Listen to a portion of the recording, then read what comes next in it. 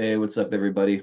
Happy Monday. We are kicking off another week here on 412 Productions. Thank you guys for joining me, especially those of you here live for the pre-show and the roll call. Jump in the chat wherever you're watching, say hello. We'll give as many of you as possible a little shout out, and then we'll get this party officially started at the top of the 4 o'clock hour. I see over on D Live, we've got Truth Teller 101. Hugh Woys, Lino Vincent, Silebor, Lucy Anders. Great to see you guys all over there. Hope you're all having a great start to your week. Shout out to Liberty's Great Awakening and Napkin 8 over on Rumble. Hit that thumbs up button for us on Rumble if you haven't already done so. And share that link. Cloud Hub, Odyssey, Twitter, YouTube. All you guys, thank you for tuning in. Appreciate your viewership. And of course, we are kicking it in the comfy bunker on pilled.net. That is the best and only place to watch the entirety of today and every day's broadcast here on 412 Productions. So let's see who's all hanging out with us in the comfy bunker. We got Floyd in their first due diligence. Great to see you. Delia, not far behind. D. Richard, great to see you as well. HL Paco, there's Lance Lightspear out there as well. Floyd getting the gold pill started with a Margarita Monday cookie. Thank you so much, Floyd. I really appreciate it. Packers 412 says Julian's husband should be home tomorrow. That's awesome. So good to hear. Again, thank you to all the prayer warriors out there putting those good vibes out there for Jolene, her husband, and the fam up there at Earth Garden Botanicals. And great to see Lyle and Jenny popping into the chat today. As always, Ken Chris, welcome. Truth Teller 101, great to see you. Floyd with another cookie, dropping a link. I saw what the link was.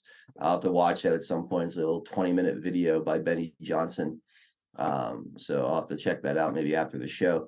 R. Harrell, welcome. Barb Robbins, good to see you as well. General Buford, Norm, Hang Ten Alien Surfer, what's going on, my friend? We got Roy, Stones and Bones over on the West Coast. Cheers, everyone. What's the cannibal gang thing? I'm hearing about cannibal gangs on Twitter. Maybe I'll ask Scott. Scott probably has a pretty good idea what's going on when he gets in here. Because I have no idea. I have no idea what that's even about. Snow Bunny 68, Cynthia, good to see you all out there. Thirst for Knowledge and McKinnon 88. Welcome, you guys. Jay Brewski's great to see you. Cali Patriot 14. HL Paco and Lizzie B. Shout out to PNW Sasquatch, Saratoga Chuck, and 311 Hero. What's going on, bud? Good to see you. Mr. Gerardo, good afternoon, sir. Wood Geek, welcome. We got 311 Hero with happy 311 day. Yes, it is 311 day. How about that? Come original. We got Shovelhead out there, Qhio 17, Scott, Woke Societies. He'll be up here on the panel at the start of the show. Looking forward to having Scott back on. We got Mad Joker out there, Eagle Freedom, Fact Finder, Brian 1871, and cannibal gangs are in Haiti. Last I heard, yeah, I've not seen anything about that. Well, interesting. Very, very interesting. What's up, Mary BG2? Good to see you. Hope you're having a good day so far. We got Dave 75 out there as well. These roll calls, people are showing up later and later. What's up, Laura Y? Repping the 412. Let's go. Let's go. UFO Pirate 17. Good to see you. Hold on a second, guys. Give me 1 minute here.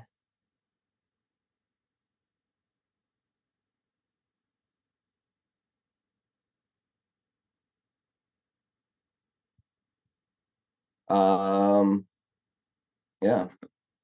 Maybe I need to start the roll call a bit later. Start the whole intro process a few minutes later to avoid these awkward lulls here. Well, anyway, good to see you guys. Thank you all for tuning in. I'm in actually a pretty good amount of pain today, so if I don't seem like myself, it's because I pinched a nerve up on my shoulder, like into my neck, and it just really sucks right now. Had I not canceled shows last week because of my dental emergencies, I would not be doing this today. But here we are. Here I am, toughing it out, pushing through. So we'll see how this goes. Glass Wanda, good to see you. Jesse 81138, Idaho Patriot, Misfortune, great to see you guys out there. Hope you're all having a good start to your week. And Bender 2NQ1, good to see you as well. All right. Tammy 22, welcome. Good to see you. Captain Longboarder, welcome. Good to see you as well. And yeah, I'm just gonna go ahead and start the intro. We'll be back in a few minutes. Tom says, you're in pain too. The hell's going around? My lower back is killing me today. Now, sometimes I sleep on my I sleep weird, and when I do, like, any minor movement the next day will cause me to pinch a nerve, like here in my shoulder, up in my neck. I can't remember what the joint's called, but anyway, I pinch this nerve, and then it feels like there's like a softball stuck like between my shoulder and my neck, and it's just like, oh, it's so miserable. It'll be bad for about 2 or 3 days, and then it'll go away. But this happens to me at least 4 or 5 times a year, and unfortunately it happened yesterday, so just dealing with it. But yeah, I would love to just be not sitting in this computer chair right now, but again, I missed shows last week, so we're gonna tough it out today. Steel Monkey, A from PA, great to see you guys. And yeah, all right, now for real, I'm gonna start the show. We'll see you guys in a few minutes. We will make America strong again. We will make America wealthy again. We will make America proud again. We will make America safe again. And yes, together, we will make America great again.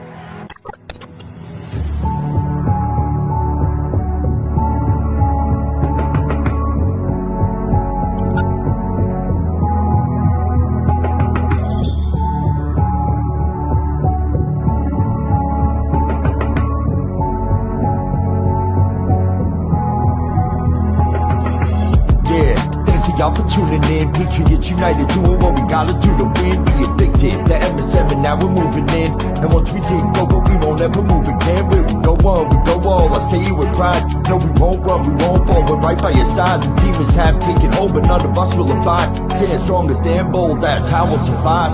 412 is the production, Monday through Friday, deplorable discussions. We're making it hard for the deep state to function. Every time they switch up the narrative, we debunk it. Adult hero is the power that's controlling the plight. With all you patriots behind them, cause we're all in this fight. So many rhyme for so long, but we're giving them sight. Trapped in the world of darkness, but we're bringing them light. You may even find yourself in a different life. A lot of us have, and honestly, that's perfectly fine. Because exactly where you are at this moment in life is where you're supposed to be at this moment in time. It's all by design, the patriots are holding the line. They must have lost theirs, thinking they're controlling our minds. So many trapped in mental prisons don't know they're confined. They're just slaves in the system till the roles are assigned. That's sad, the good news is that we're waking them up. They have monopolies on minds, but we're breaking them up. Everything you thought was news, they were making it up. When we ascend, all the tyrants won't be making the cut. Let them all burn in the hellscape they create. We the people already mapped out our escape. We hold each other by the hand as we all elevate and go to a different place. They can never get chased. When I look into the future, I can see that it's bright. When this history is written, they will see that we're right. We formed our own community and the circle is tight, but I expand the circle with every word that I write. The pen is sharper than the sword when you wield it with might. Why do you think they try to kick us off all the sights? These people hate America, punish us out of spite. We are the beacons of hope in the darkness of night. So let's go, strap in, yeah, get ready for the ride. Watch the water, we're witnessing the turning of the tide. Feel the passion and the fire that you got burning inside. Take the narrative they're feeding you and turn it to the side. We're alerted to the lies, replace it with the truth. We know the plan they devised, they're invading the youth. Now we're only sending vibes to start raising our boots. These demons all weaponized. Now we're raising our troops. Now we're raising the boot and sounding the alarm. Remember that it's always darkest before the dawn. Life is a game of chess. They want to use you as a pawn. You're only useful until you're not useful, then you're gone. But not us, we're on the right team where we belong. Everybody is invited, so come follow along. We refuse to say things are right knowing they're wrong. Admiral Nero, take the mic and take flight, cause it's on. And now, straight from the Steel City, it's your host, 412 Adel Nero.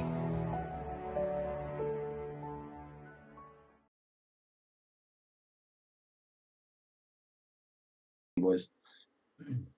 Yo, what's up, everybody? Happy Monday. I hope you guys are all having a great start to your week. Thank you for joining us for another installment of Deplorable Discussions. My name is Adel Nero. I've got a fantastic panel for you guys today. My OG crew, Tien Homesteader and Drunk Pinata, both riding shotgun with me in the next couple of hours. And we got our special guest making his monthly visit, Scott DeGroat of Woke Societies. Scott, it's awesome to have you, man, as always. How we doing today, buddy? Fantastic, man. Great to hang out with you guys. Lots of stuff to talk and break down. The last time we were here, I think Trump did a rally somewhere, and he had another big rally over the weekend. So I'm really happy to be here and break all the happenings down with you guys. Absolutely. I didn't see the rally this weekend, Scott. Anything stand out to you that different than what we would typically see? Oh, yeah. Yeah. What jumped out at you? I remember when Tien brought this up last time. It was when he brought up Barack Hussein Obama. He did it again also this weekend. He keeps bringing that up. And the real main difference, because I watch almost every Trump rally, stream almost every one of them, have for years. I was hoping he was going to do new rhetoric, new stories, and he brought that immediately, probably within the first 45 minutes. And the crazy part of the timing of when Trump came out, he's always usually late, but this time in particular, he was with Laken Riley's parents, hugging them in the back, taking pictures with them. I don't think the parents are together, but both the mother and father were there. Father had a MAGA hat on, so I'm assuming they've probably been Trump supporters for a while. But right before Trump came on, the news broke that Biden apologized to the guy that killed Laken Riley, and apologized to him for calling him an illegal. And that was right before Trump went on, and of course Trump heard about it, and he brought that up, and the entire place erupted. There was hundreds of Laken Riley signs, and probably the coolest moment was when he vowed justice for her the moment he gets into office. So like it was coming off the Soto address and listening to Trump over the weekend, it was kind of like a big palate cleanser for myself, all the listeners, because that Soto address was so disgusting, so angry, so divisive. And Trump's just on a roll, man. He's on a roll. He was making fun of Biden again, doing the whole like pointing thing, and where he just walks around the fucking podium for the stairs. The Roomba. It was awesome. It was really good, and he looks fantastic, and he looks like he's ready to roll, man. Awesome. Yeah, I want to talk about all that stuff here. The State of the Union, the apology to Laken Riley's murder. I mean, that's all stuff I've written down here to get into throughout the course of the show. So I'm glad we're on the same page there, Scott. It's great to have you back, man. Yeah. Let's say hi to Tien Homesteader next. Tien, how you doing, man? Hey, it's Monday. Saturday was the memorable part about Saturday, the rally in Rome, kind of like all roads. But Biden was in Atlanta, and it was hula hoop all over again. There was a photo of people in line at the same time, and there was like 6 to 8 people in line when Trump already had thousands inside the stadium waiting hours before he got in there. Yeah, they can't use COVID as an excuse this time. No. And to what Scott was mentioning about him apologizing, it's like they have no. I don't understand where their anchor is, where they believe they have not the moral authority or any of that. It's just like, where do they think they're having the people that are buying into that in the numbers they're going to need? Yeah, I don't understand it. At this point, you would think that it would be like 180 degree in the other direction, right? Not exactly what Trump needs. So their campaign people, sorry, go ahead. No, I would say it's just interesting because I've always said that their way of looking at things or their overall mindset is built for an implosion. Like it's self-defeating. There's no there's no future to it, and I think that's part of it. Like they corner themselves into these ridiculous positions by always trying to outwoke, themselves. It's just a natural progression until they kind of alienate every group of people in the country one by one.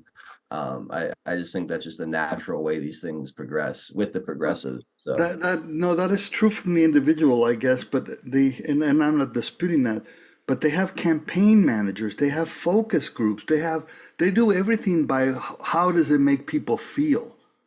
And I just cannot understand how he believes that he's got the majority of the people feeling that he should apologize to the illegal. There are plenty more than there should be, I grant you, but I'm saying from the perspective of numbers, right? I mean, Well, their entire party has like the sentiment. I'm not sure who put it out. It was probably one of the Jihad Squad people that said no human being is illegal. yeah, it's a self-destructive PC. but then culture. that also means that they're not listening to the experts then, because the experts can't be telling them that's a winning strategy. No, but that goes against the grain of what. Well, right, their identity. I understand that. So that will win out over logic. Well, but it doesn't win out over winning. That's what Sure, they have voted for. That's what I'm going after. Is that where do they think that that's a winning? Because I grant you that that's their philosophy and the ideology and all that. But when it comes down to it, they bend to the wind to win. And that is not a winning strategy because the numbers prove it. They used to, TN, until Donald Trump showed up. They used to do that. Once Donald Trump showed up, it was woke over everything. I understand, but right now Trump has been around for 8 years, right? Four in office, 4 out of office, roughly. 7.5 years to be, let's say, more accurate. Trump hasn't changed his stance at all. And the numbers have gravitated towards Trump's. Every poll reflects it. So you now have, think about it, you're a paid consultant for the Democrat Party. Your job is to look at the numbers. Your job is to take inside polls. Your job is to figure out what is a winning strategy. I cannot see these people that are paid hundreds of thousands of dollars not saying this is a losing strategy. They might be. Anyways, I'm not arguing with you guys. I'm just saying. I don't. Like I said, I don't know if they care about the numbers at this point in the game. I think virtue signal might be higher up on their priority list. I'm not arguing that they probably don't. They have people that probably see what you're seeing. I just don't think they care at this point in the game. But anyway, let's keep going here so we get through sponsors and really jump in. Drunk Pinata, how was your show today, man? It was pretty good. You wouldn't be surprised that the January 6th committee withheld exculpatory evidence during their investigation, would you? No, I've got an article on that we will definitely. It's something we already knew, but it's the who it was and the heads of this where the what they were thinking about when they were contemplating security needs ahead of January 6th. This is completely exonerating as far as where Trump's head was at, where his office was at, what the Secret Service was doing. All of it says that they wanted to have 10,000 National Guard troops. We knew that from Chris Miller. Even they took what he said out of context because the whole thing was that Trump was supposed to order them. No, he authorizes them. They order them. Then because they're pre-authorized, they can put them out there. So he already did his job, and this shows it. And because it is Tony Ornato, why do you know that name? Because of Mrs. Clavicles. And who was there to dirty up Tony Ornato? Mrs. Clavicles. So that shows that they put on this whole stage show trial, and we know that. I'm just saying that this is just more pieces. And so apparently there's a treasure trove of all these different transcripts that are now coming out, such as this one, that are showing how they were picking and choosing to craft a narrative, and of course why they had to stay away from anything involving Trump actually doing his job, preparing for the head of the rally on the 6th. Yeah, I think So that stuff whole like narrative. this, I see that, knowing that the Jack Smith thing, I mean, I don't think that's going anywhere. I think it's going to be, I think you're going to have the January 6th case get thrown out as far as them using the Enron statute. That'll be big. That's a couple hundred people, if not close to 1,000 people that affects, including Trump. Then once he gets this immunity, I believe they will rule that that they do have presidential immunity in a certain role. And even that, even if it doesn't drop the charges, it will show that they can argue that in court if it ever gets that far, which I don't think it will be. There's too many things, including Jack Smith not even being appropriately assigned. Is supposed to be, I believe, a Senate confirmed position, or at the very least, I believe it's supposed to be Senate confirmed, and he's not. Yeah. So there's a lot of stuff and some of the people on the left wing, the super left wing, I'm talking like Michael Cohen associates from the Midas Touch left wing, they're starting to understand that their arguments are bullshit, and it's hilarious for them to. We went over this video today where they're like, "Oh yeah, we knew this whole time this wasn't going to be that. It wasn't going to go through. We knew it was kind of not really a good argument."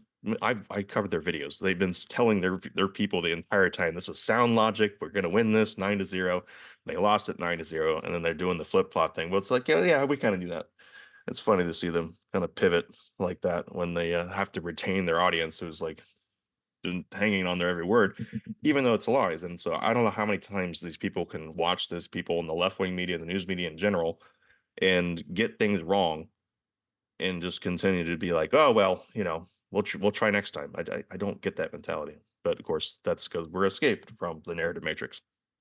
Yeah. Once you, like I said, once they get people emotionally bought into a certain way of looking at things, they then can get away with murder when it comes to the lying and the forgiveness aspect of it from their viewers. Good stuff, guys. All right, let me take care of the sponsors here quickly, and then we will jump into more of this stuff in greater detail. We got Earth Garden Botanicals up first, and again, thank you to Lyle and Jenny. Packers 412 for the update on Jolene's husband. He said he should be home tomorrow, so recovering from his triple bypass surgery. Thank you guys all again for your prayers. And Jolene's been just a wonderful part of this whole community for quite a while now. She's been sponsoring this channel for years. She's the first person to put ads up on pilled.net. She's fully bought into everything we're doing here, and she makes amazing wellness products up in Montana, from the white pine needle tea or white pine needle extract, the concentrate version of the pine needle tea. It's really good for detoxing the body. That's the newest product. There's great CBD and hemp products. The CBD oil tinctures are amazing. All the ingredients are locally and organically grown. The value is unbelievable. They taste great. They work great. There's CBD oil for pets, Delta 8 R&R nighttime gummies to help you get a good night's sleep. Arnica salve, with or without CBD infused into it. It's a topical cream, really good for sore joints and muscles. I could use some of that right about now. Elderberry tonic to boost your immune system. Fire cider to clear your sinuses. With the allergies season coming up, that could be really good to have available if you're feeling stuffed up, having trouble breathing through your nose. I mentioned the sunshine and pine needle tea. There's other teas as well. So all you tea drinkers, check out any of the 4 different tea blends that Jolene has up here to offer. And of course, the critter juice, the insect repellent, all natural, smells good, doesn't leave you feeling oily and gross, and it works really, really well. An absolute game changer for me. I mean, I won't go golfing or outside without this stuff during the summer. Because I get eaten alive by mosquitoes if I'm not wearing it, but it keeps me clean, man. I absolutely swear by the critter juice. You get 10% off when you use promo code 412. So go check out earthgardenbotanicals.com, load up your cart, and enjoy these amazing products. Then also we have our friends at Integral Networks, integralnetworks.com, another amazing America First company who's been sponsoring this channel for years now. Integral Networks is a third-party IT provider located up in the Northwest. They serve the entire United States. They help businesses of all sizes and set up, save time, effort, and money on their IT systems, doing things like cybersecurity, data backup and recovery, helping to install major network devices like Cisco devices. Basically, anything a help desk would help you with. In an office setting, these guys can do it without you having to build out that infrastructure, having the space, supply closets, the hiring all the necessary people. Integral Networks can step in and do that at a fraction of the cost for you. They also have a really cool product called the Integral Secure Workspace, allowing you as an administrator to set up a virtual work environment on a Integral secure server where your users would log in to a virtual desktop, do their work on the server remotely, and then log out, allowing you to keep your company's data safe because it never leaves that server rather than the traditional way. And you get to keep all the software and applications exactly on the versions that they should be on, because you have full control over that as an administrator. So if you're interested, go check out integralnetworks.com, or you can give them a ring at 916-713-5698. So big thank you to both of our sponsors, integralnetworks.com and Earth Garden Botanicals. Also, guys, if you're watching on pill.net, please be sure to give us a red pill and repost the show. Super important to help us grow. I see lots of love coming in from the No Prisoners podcast crew. I'm not going to read all these right now, so I want to get into some of the conversation, but I see 45-1 out there. I see Kevin's Cat of Coffee. I see the fam, and I appreciate you guys. We will read the first group of gold pills at the halfway mark of the show, so keep them flowing, and I promise we'll get to every last one of them. All right. So before we get into the State of the Union more in detail and some of this other stuff, there was one other big thing that happened. It's been a big winning week for Trump.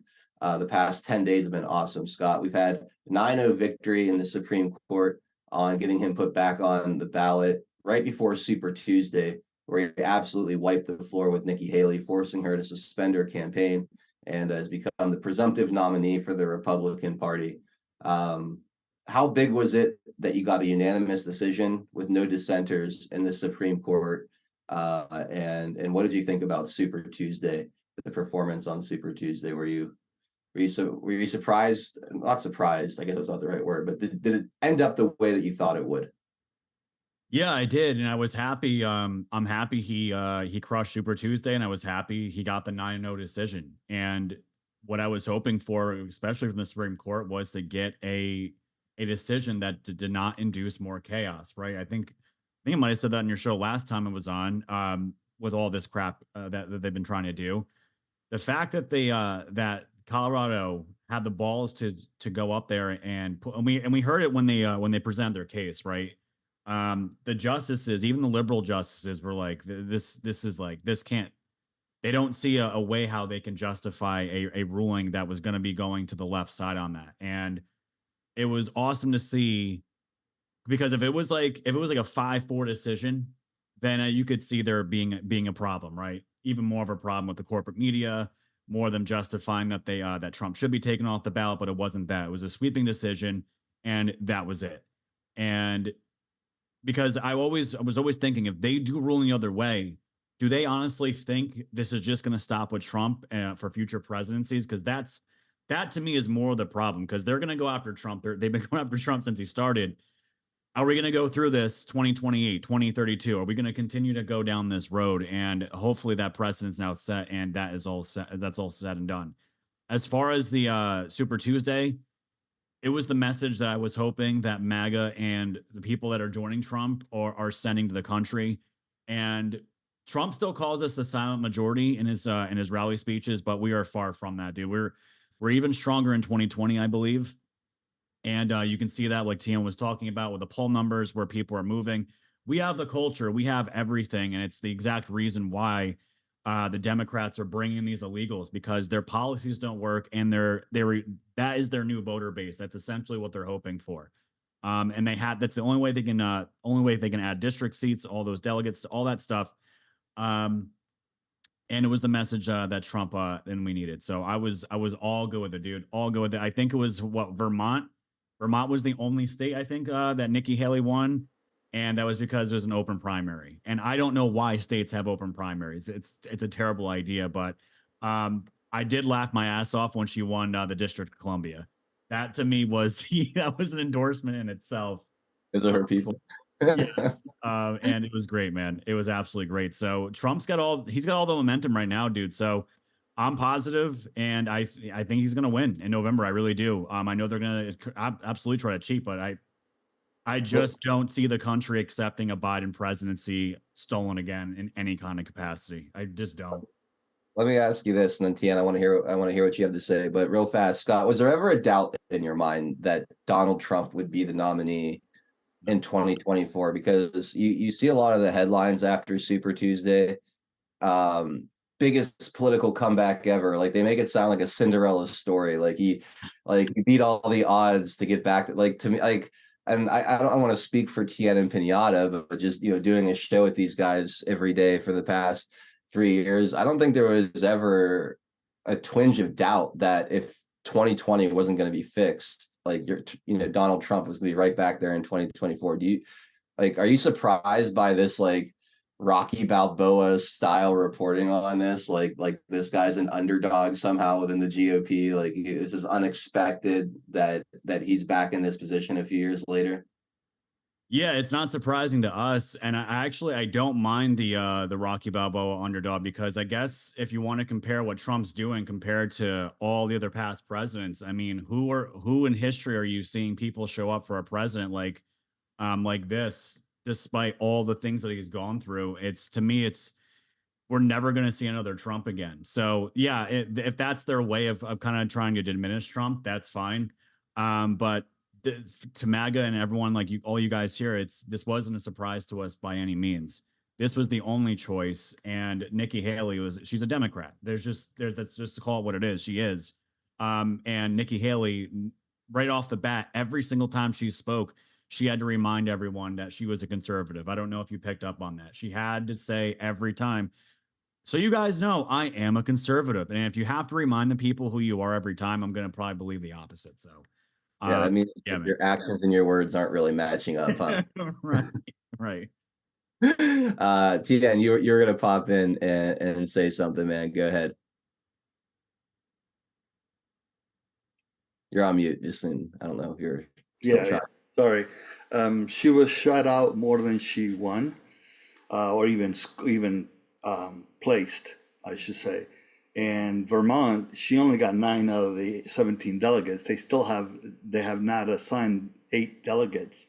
So she may have won, but only by 1 if they continue to go down that path. So that's pretty interesting, because so far there's 24 delegates from Super Tuesday that have not been assigned yet. I don't know what I was listening to today. I was in the car. And I heard, I knew that she only won Vermont, or like at least, like you said, but only because of the majority of delegates. And I was just imagining, and I just hoped, because these people are such scumbags, that they were sitting there, and that somehow the Vermont results were the first ones to come in, and then they erupt in cheers. They're like, "We're gonna do it, we're gonna do it," and then just loss. And it would have been, because by the time zone different approach, right? Vermont, Maine, Massachusetts were about the only East time zone. Virginia was in there too, but East time zone states.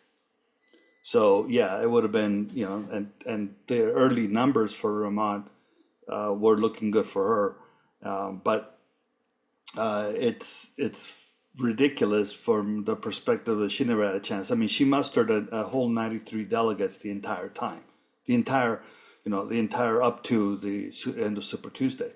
So it's kind of really, it was some loss, not even some gain of any sort. She lost, and so now you have that plus the 12 from the first primary that will be part of the convention. So it'll be interesting to see. Right now, Trump's going to become the presumptive nominee with Washington, the Washington primary, because that's the one that would have in the proper time zone with the proper number of delegates to be able to do that. Because tomorrow is Georgia, Hawaii, Mississippi, and Washington. And of course, Hawaii would be the last one. So tomorrow, it could possibly be that it will be the 15th if Haley gets any delegates at all, which is possible because she's still on the ballot. Even though she dropped out, people still are voting. So it's a possibility, but I don't think so. The probability is not there. So that Trump will secure the nomination, become the presumptive nominee tomorrow. Very cool. That's something to celebrate. Absolutely. Which, by the way, Biden hasn't achieved yet. The Democrats have a higher number of delegates that they need to have to become the presumptive nominee. But Biden. And then yesterday we were talking about the rallies. I mean, the media didn't say shit about Atlanta because there was nobody there. Yeah. Well, they can't have that. They can't have that A/B comparison. Atlanta, folks, we're talking Stacey Abrams territory. Yeah. And you can't muster a rally. There's, yeah, it's the enthusiasm is absolutely non-existent. Non-existent. It's non-existent. At this moment in time, things are looking very, very bright. I want to go back to the SCOTUS for a minute because we have this immunity case going on, and I want your opinion on this, Scott. Is it when you take a look at the America First movement, the desire to see justice served to previous presidents who have sold us out, is it better or worse for immunity to be rewarded or denied to Donald Trump, right? Because one side of it's like, all right, he gets immunity. And then, all right, so now there's this presidential immunity. He's pretty much clear with his legal bullshit to make it through the election, through inauguration.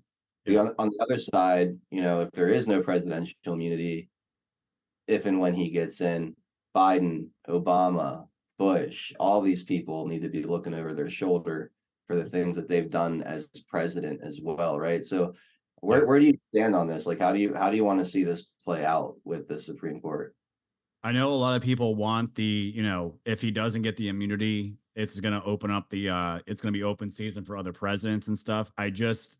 Me personally, I don't see that, playing out in a good way for the future of our country. And it's the exact reason when people always bring up leaders, world leaders, and then they make that argument that, Trump's, Trump didn't start any wars, but he did kill people. He did murder people. And it's like, I don't, if you can go back in time, look at any kind of world leader, they're going to always have to make decisions that involve life and death. Right. Mm-hmm. And if a president cannot carry out those actions, I mean, you can't be a leader. You can't be a president. And the thing is, like, no one even thinks about if, let's just say the cartels are in control of a certain aspect of the presidency, and a cartel wants to hold hostage, or say, hey, you made this really bad decision. We have the sauce on you. We're going to extort you. So because if you don't play ball with us, we're going to have you arrested the moment you leave office. Like, this is opening up an entire, Pandora's box as far as the immunity. So this is why I'm saying I think the 9-0 decision with the Supreme Court, again, was to squash the chaos. The Supreme Court's they're not agents of chaos. They're supposed to be the exact opposite. And to me, it was kind of like an appetizer. Hopefully, I know it's a completely separate case, but it's an appetizer, hopefully, to signify where the justices are going to go, including the liberal justices. So I hope they take that into account as far as Obama killed thousands and thousands of people. You know what I mean? Biden inadvertently has done as well. And that's where they have to go with it.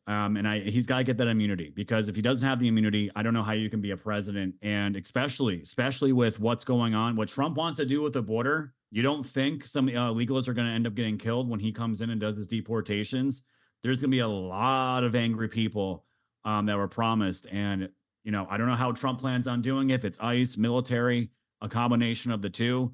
There's going to be people that are going to get killed. There's no doubt about it. And is Trump going to be responsible for that at the end of the day? Is Biden going to be responsible for the death of Laken Riley and the people in Afghanistan and everywhere else? It's just insane. So no, It's got to be immunity, and that has to be the decision. Yeah, I tend to agree with you on that. So let's transition from there into the State of the Union address. There's a bunch of different aspects of this we could talk about, but since we're talking about the Supreme Court and presidential immunity, Joe Biden basically threatened them Yeah, he did. to their That's faces during the speech, right? I could pull up the moment. I think most of you probably seen it, know what I'm talking about. But he basically threatens them to their face over Roe versus Wade, calling them out. Did does that have any effect on the immunity case? Do you think like some of the, because the liberal justices are, were with Biden on that issue, but you have six Republican justices, or Republican appointed conservative justices sitting there. You think they're looking at this like, all right, motherfucker, like they're gonna ruin your day in a few months here? Like, talk about that moment, just like the shock value of it. I don't know, I was shocked, and then how that might affect their decision making going forward, or if you think it will at all. I don't think it will, but dude, you don't need to give them ammunition, to hurt you when you're wanting their favor in any kind of way. I went back and watched that clip of my own show, and it was, you're right, the Roe v. Wade, and it was the IVF treatments he brought up, and he looked right at him, and a whole bunch of people were, I don't think the justices stand for any point on either side, but they just were sitting there and they looked kind of baffled, like, did you really just call us out, right? For the whole country, like, and that's the, and you saw that, and I saw it on Drunk Pinata's show, and he was showing all these people, and the moment these people rule against their side, they eat them alive. The fact Yeah. that they're trying to push this narrative that all 9 justices are in it for MAGA now, dude, I could not have laughed fucking harder, because I'm like, they have ruled in so many, even the conservative justices have ruled on things a normal conservative would find outrageous. So it's like, who are the MAGA judges, dude? Because it's, even the Republican ones, they don't rule in a way that you'd normally think would be conservative. So, dude, to call them out, like, you're already knee deep in the plan to put your opponent in jail. You're all in now, like, you can't go back. And for you to shun the justices, man, like, I don't, will it affect it? Probably not, but it's a dumb move, dude. Again, his team has to be doing a face palm right now. I would think so. What did you think of this speech in general, man? Like, were you shocked at how partisan it was? Like, there was nothing unifying about it. There was nothing uplifting about it. I mean, he was angry, he was unhinged, and he was incredibly antagonistic towards half of the country. Yeah, he's got a big problem. He was delayed, and then we find out he's got all the pro-Palestine protesters by hundreds, at least, maybe thousands outside. And we saw that reflection in the voting, didn't we? With the primaries, all the non-committed, what they're calling now the protest votes, thousands of people, mainly, I would assume, Muslims, saying, Joe, go fuck yourself. Like, we just want peace, man. And the only man that's preaching peace right now is Trump. And I think about the convention. I think it's in Chicago, and that place is surrounded by the Muslims in Michigan. You have Minnesota. You have all those people that are pro, ceasefire, and dude, and they're going to be in the heart of that come the summertime, and there's no peace. Israel's still bombing the shit out of those people today, and that. I think that maybe why he was so angry, on top of the drugs that he had. But the speech in general, dude, it was terrible. It was awful. I wasn't getting upset. I was actually saying we need more of this from Biden. I'm all for it, showing exactly who he is. And probably the worst part was when he butchered Lincoln Riley's. I just did it myself. Lincoln Riley's name, and called her Lincoln. And then you have the Marine's father reminding him of the Marines that were killed. Like, there was no one in that room that, the worst part, Adel, is watching them all clap. To me, and I know the audience said the same thing, watching these people, because if Biden was somewhat there and somewhat competent, I could see their side supporting them. But it's like, you motherfuckers all know this guy is completely inept. He's not there. He doesn't even remember when he was vice president. You have Robert Herr's testimony tomorrow. Good luck with that, Joe. And these people are all standing up clapping for him. It's so that to me, dude, more than anything is the infuriating part, because they're cheering on the destruction of our country. The border's a mess. Lakin just died, and it's not just Lakin. There's a whole bunch of people that have been killed, and not just their children too. And they're clapping for it, dude. So, it's hard to watch. It's hard to stomach it. But that's why I said Trump's rally was that palate cleanser. So it was probably one of the worst State of the Unions I've ever watched. Yeah, it was definitely like I said, just incredibly antagonistic. I mean, do you think he won anyone over with his rhetoric or his attitude, like moderates, independents? Like, no, I don't. I think his message was for the far left. That's what I personally think that message was for, because that was not touching moderates. You're certainly not touching people that are, blacks, the Hispanics that maybe were Democrat leaning towards, maybe I'll vote for Trump this time. I mean, when you open your speech talking about Ukraine and the last thing you talk about is America, that was his opening. He compared himself to FDR and Hitler, going up against Hitler. Mm-hmm. Dude, no one's looking at their bank account and be like, we're worried about Trump Hitler. You know what I mean? And then the last thing you talk about is America. That is your fucking message, Joe. Like, I don't care if you hate Trump, you hate Biden, you still live in this country. You want good things for your kids no matter what side of the aisle you're on. Like, and that's what TN said. Who's your message for? Who are these people trying to? What are you talking to, Joe? Who are you talking to? I honestly think that the Robert Hur report did so much damage to his. Oh yeah, the idea of him as his doddering, confused old man, that they wrote this speech so that they could call him fiery and energetic, spicy right? grandpa. That was that was disgusting, dude. Yeah, I honestly feel like that's what the speech was written to be delivered as a, hey, I'm full of energy. I have spunk. I can get through an hour of talking without, falling over or whatever. So I don't, the rhetoric was awful. The delivery of it was incredibly angry and unhinged. But I think that what they were trying to accomplish there was to make him come off as a leader, which I'm not saying they successfully did any of this, or make him come off as energetic, lively, passionate, spirited, in a way that most people see him as, like the crypt keeper, falling off of his bike or tripping up the stairs, or doing the Roomba thing after speeches and whatnot.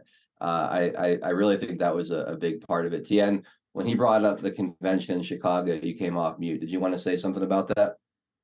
No, I was just confirming it was Chicago because. Okay. Yeah, well, then blacks already have said that they were going to go out there and be in their faces and protest. And Chicago and Democratic primary conventions do not have a stellar track record. No, they don't. Bring back 1968. I'd love to see it. The other interesting thing on the State of the Union, him going after SCOTUS, who did that first? His boss, his puppet master or puppeteer. Obama did it with Citizens United. And remember, that was the famous Alito mouthing, "That's not true." So yeah, I think that what he did on Roe v. Wade is going to have an impact from a perspective. It's going to stick in their craw. Now, whether it'll affect their ruling or their opinions, I don't know. But it's like they're supposed to be like impartial and not allow personal stuff to, cloud their judgment. We look at the Supreme Court justices as justices, but I mean, ultimately they're human beings. I mean, they take that threat. They all have egos. They all have that ability to be vindictive, like any other human being. Especially Thomas, because Thomas has a long record with Biden, and then Biden's administration went after his wife. Yeah. and it's now, and they're actively going after Thomas as well, right? Not necessarily, what was the push to have him recuse on any case that involved Trump, accusing his wife of colluding, and then let's go back to Thomas's nomination to begin with. So, I wouldn't be surprised that even somebody, a stalwart like Thomas, would be affected by this guy. Particularly, look, I made a comment the other day on True Social that particularly after the State of the Union, everybody and anybody, I don't care who they were, even MTG wearing a Lincoln Riley shirt or whatnot and all of that, anybody that sat there gave him an audience, and therefore to me are complicit because they know that guy is not legitimate. They know. And the fact that they were there, I don't care who it was, even if it's a person that is pro MAGA or whatnot, like MTG or Bowert, or if they were there, they're giving them credit. Sorry. There's no, at this point, it's not respecting, when he's up there doing the State of the Union, you're not respecting the office, you're respecting the man. Fuck him. Yeah, fair enough. He does not reserve any respect at all. Look, the 4 people that were killed, the people that were brought from Afghanistan, he's sitting there checking his watch. The families of those that were killed say they never called him. He never called them. You have him being pushed. Did you see that clip on CNN? Any of you guys? Yeah. They had one of the Gold Star parents, and the CNN anchor's like, well, they call him the consoler in chief because he's just so good about she's like, has that been your experience? Did you have a nice conversation? And she's just like, no, we've never heard. We reached out to him. We reached out to him and we didn't get an answer or a response.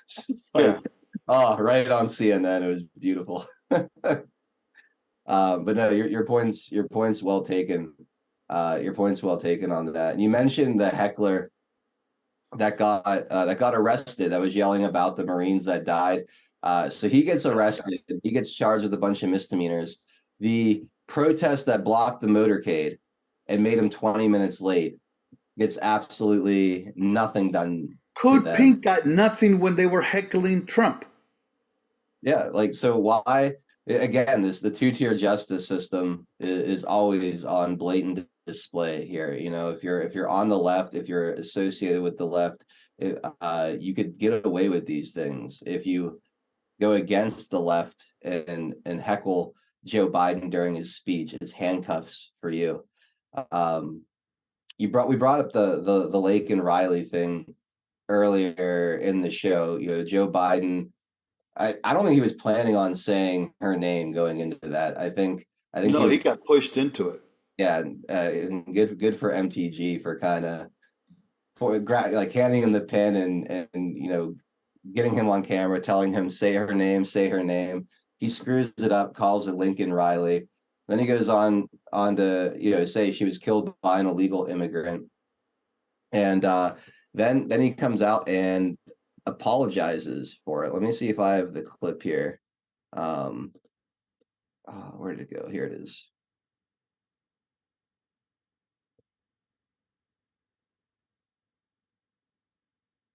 Here we go. Sorry guys, I thought I had this better ready to go.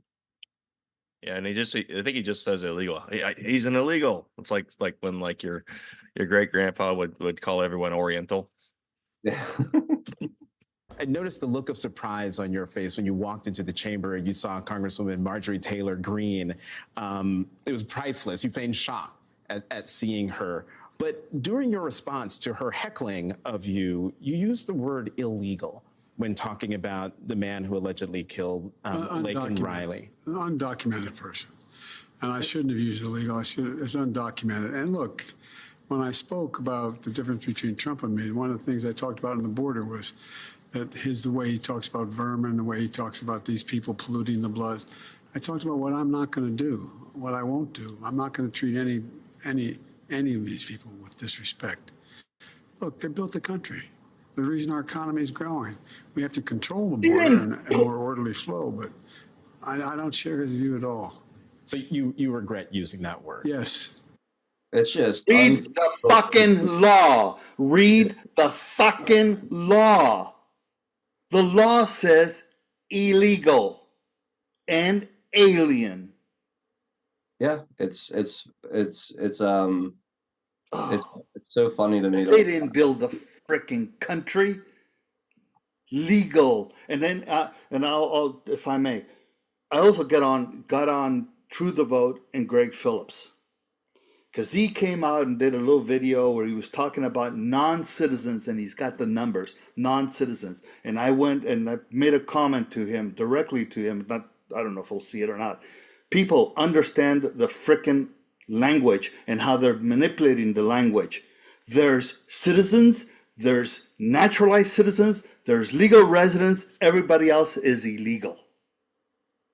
Exactly. You have to have a visa to become a legal resident, and you have to be a legal resident for 5 years before you can even apply for citizenship, and then become a naturalized citizen. But even Greg Phillips saying non-citizens, that's not illegals. Non-citizens are legal residents, and those that are here under visas and stuff like that, but they're not residents.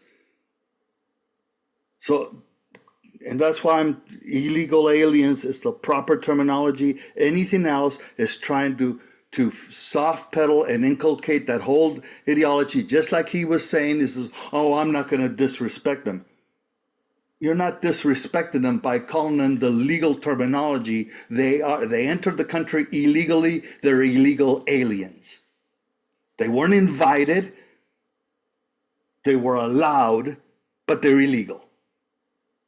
Sorry, that's my hot button. Yeah, so they're trying to normalize the idea of people just coming over here however they want by Yes. By making that word illegal. Oh, now undocumented. By making now it's undocumented, and they came up with another term now. There's another term that they're using that is not even undocumented. It's Newcomer. Newcomer. Thank you. Newcomer. They changed the language. They're what they're doing. They're changing. Yeah. It's global warming to climate change. It's Right. It's pro-abortion to reproductive rights to whatever. Well, yeah, and again, it's using the language to basically normalize the idea that people can come in here however they want to. You know, there's no such thing as, it's not a crime to come over here without permission, essentially, because no human's illegal. That's essentially what they're trying to train the American public to think. So you seem heartless and cold if you want to deport these people, send them back to where they came from, stop them from being a drain on our resources and whatnot. It's exactly what they're trying to do. Lake and Riley, that whole situation has created an absolute PR nightmare for the left and their open border policies. What does this apology do, Scott, in your opinion, to the majority of the country who sees this as a major issue, right? And does the fact that he's apologizing to her killer, essentially, for calling him an illegal, which he is, like, does that further turn people off to the Biden regime, the Biden administration, Biden's reelection efforts? Yeah, it should confirm that he purposely destroyed the border and allowed this to happen with Mayorkas. That to me confirms it. You get, him apologizing to, I think he's been confirmed a Venezuelan gang member, and he was active. And this dude, you saw the clip. And that's what Trump heard right before he came on that speech. And that was one of the first things that he brought up. And people went fucking crazy, dude. Like, just like Tian got really upset. I mean, that was the crowd. That was thousands of people. Because you look at it. I know Lincoln's parents were invited, and I me just having a daughter, I could not imagine sitting in a place in the den of vipers as my daughter had just died and they're cheering him on. I would view that as you're cheering on the death of my daughter, and not only that, you're incentivizing more deaths. That's the message that's being sent there. And I think that's what people are realizing and seeing now. And that Marine, the father, I didn't realize this. He had another son that wasn't deployed, but after his son died in Afghanistan, that one son went to the cemetery where the buried son was, and he killed himself over the grave because he couldn't handle his brother dying. What happened to his brother? So that man that went there and got arrested got no more kids, dude. Yeah. His kids were taken. You think him getting arrested? He don't give a shit. He's got no. His kids are gone because of him. And I don't know if you can blame Biden for that, but I'm just saying that it's one event after another. And when you have a father like that, when you lose your children and to ineptitude, I mean, I'm glad I salute that father, because dude, I would be in prison if Biden, if someone killed my daughter and then invited me to come hang out with you guys, the people that are cheering this on, like, dude, how could you? Yeah. So I look at that father, man, and I couldn't do it. That's really tough. But yeah, dude, the message is being sent to the people, man, and I think they see it for the most part. Yeah, and you wonder how these people can do it when you remember Obama and Clinton lying to the families of the four from Benghazi 9/11/12. Yeah. Yep. Lying to their faces. We're going to get the guy that did the video who had nothing to do with it. It's amazing. It's amazing the short-term memory of people and how attached to the narrative they are. It is the 1984 chocolate all over.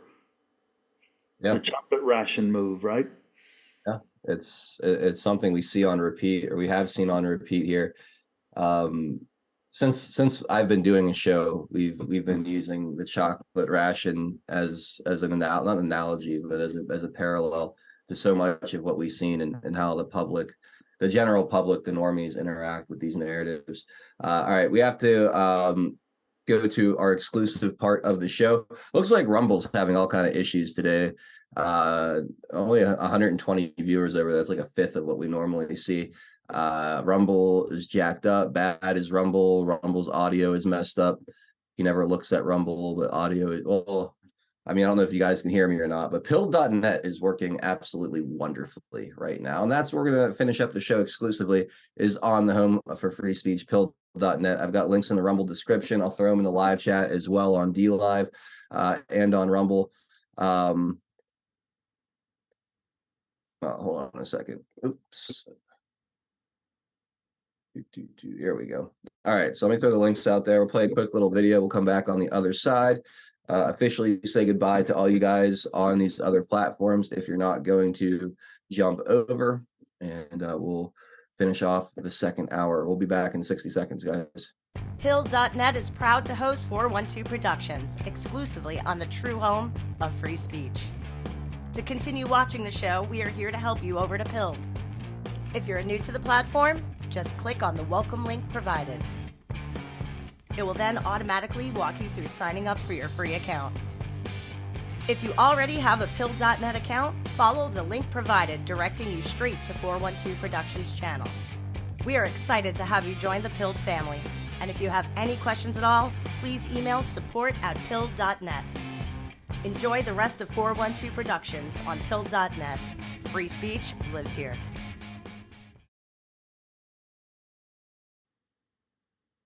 All right, we are back. Thank you guys again, those of you jumping over from our other platforms onto Pilled.net to finish up the second half with us. Otherwise, thank you for watching the first half. I appreciate you all being here hanging out. And if you're not going to jump over, this is where we say goodbye. So I hope you all have an awesome rest of your Monday. We'll be back tomorrow at 4 p.m. Eastern time.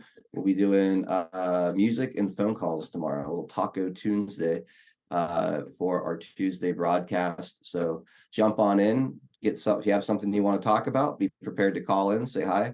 Love to hear from you guys. But this is where we shut down these platforms for the rest of the show today. Again, pilled.net. If you type it into your browser, you'll see all the live channels on the left-hand side of your screen if you're on desktop, or on the top of your screen if you're on mobile. We are that black and gold thumbnail. All you got to do is click it, and you're in there watching the show. Hope to see you guys over there. Otherwise, have a great rest of your Monday.